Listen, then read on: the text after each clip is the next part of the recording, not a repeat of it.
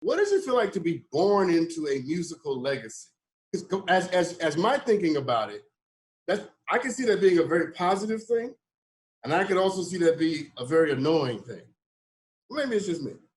No. You're absolutely 100% correct. If you are 16, 17, 18 years old and you're maybe looking for some trouble, it's a really annoying thing. Or like trying to have some fun. It's not the best. But you know, I think like any child born into any loving family, the older I have gotten, I've really valued that legacy. I think it's hard to understand a parent's love and their impact in your life until you leave your house and you start living your own life. Yeah. And yes, then you sir. reflect back and the weight of responsibility that falls on your shoulders gives you an appreciation for all of the sacrifices that your parents made that you couldn't have had before that moment. And I remember, you see me pointing at you? Yeah, I mean, like that happened to me in waves. And I think the same thing goes for the musical aspect of that. I didn't have a great appreciation for my parents' music and their impact in the world of music until I got a little bit older. And people would approach me on the street and say, hey, you know, you don't know me, your parents don't know me, your dad doesn't know me, but their music saved my life. And when you hear stuff like that, like we were at the Grammys back in January, and I'm literally walking out of the Staples Center, and a guy I've never seen and probably will never see again grabbed me, and he said, hey, are you a Winans? And I said, yes. He said, yeah, I thought so because you look just like BB. And I said, okay. He said, I just want to tell you, you don't know me, but like your family has changed my life, and I just want to say thank you to them through you. And so moments like that really help you understand the impact and the legacy. And the older I get, I have a deeper appreciation for it. I can so relate to that. I grew up in a small little sanctified holiness church. Come on now, ain't nothing wrong with holiness. In our little church, pantyhose was a sin. That's how holy. Yeah. And the old mothers, and the old mothers, you know, they used to buck and quick and, you know, spin around and sing, break out into song. And you know, when I'm a kid, I thought they were just out of their damn mind. I thought y'all are crazy. Everybody in here is nuts. And I didn't get it until I had to pay the rent and didn't have the money.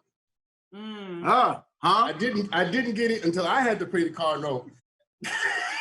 There you go. All of a sudden. I didn't understand it. But when I got there, I said, now I get it. Now I see why they even just come up with something, because you need that. Now, Lisa, you're not gonna get away from this because you started out singing with your sisters, right? I did. So you not only you are part of the Winans family, married into this great musical tradition in your own bloodline. All the singing. So tell me about that. Tell me about how your group formed, and more importantly, how was it received?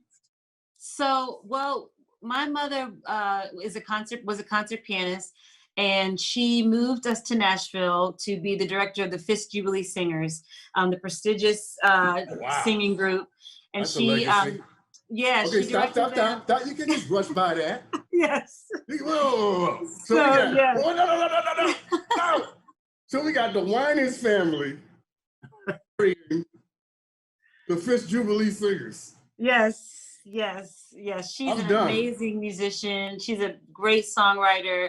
And so she really taught us music. You know, I couldn't play the piano because I just knew I would never measure up to her. So I just was like, forget it. But she made sure that we always heard music, that gospel music was in our bloodline. And she really felt that we should be a singing group. I wanted to be a doctor, and it's funny because Juan wanted to be a doctor as well, so we have that in common. But she really felt led to help us and get us on that path to singing. So we did talent shows, we sang in different churches, and then we met this group called DC Talk and sang for them, and they signed us. And we had an incredible journey, but we were Christian hip hop. In 1993, 1994. So we didn't really fit in the white, like CCM world, but we didn't really fit in the gospel world either, because like Kirk wasn't out yet, Mary wasn't out yet. So we really rode this line of, you know, we're just going to be ourselves. And, you know, I think as a result of that, we reached a lot of people that may have slipped through the cracks, people that, you know, wanted like hip hop music or R&B music. but needed better lyrics or needed something more positive.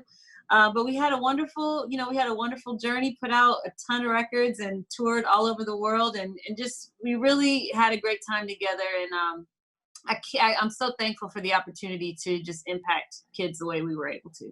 I honor what you're saying. Friedrich Nietzsche said that the great artist not only creates the art, but the standard by which the art will be judged.